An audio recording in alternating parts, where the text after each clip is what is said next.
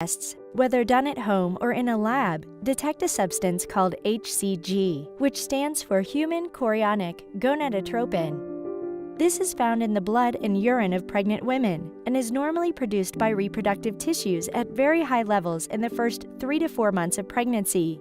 HCG is a hormone, and one of its purposes is to signal other parts of the body to do the things needed to sustain pregnancy. It can be detected early on in a pregnancy, so it is a suitable surrogate for figuring out whether someone may be pregnant. But how does the pregnancy test kit work? Home pregnancy kits are a type of lateral flow device, which means that when you apply a liquid, in this case urine, it flows sideways across the absorbent pad where it interacts with different reagents.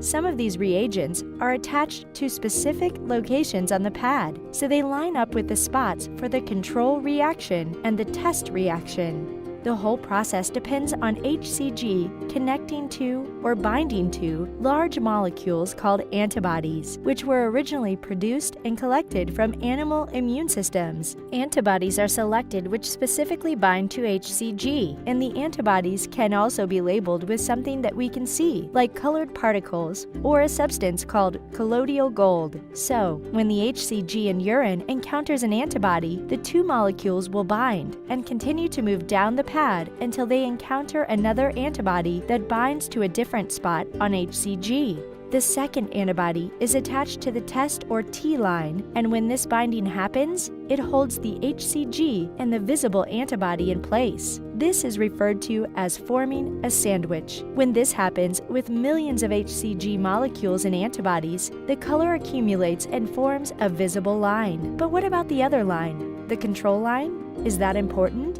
You bet it is. Some of the labeled antibody will get past the T line and keep going. When it encounters another antibody at the C line, this anchored antibody binds to some part of the moving labeled antibody, forming the C line. This tells you that the reaction worked.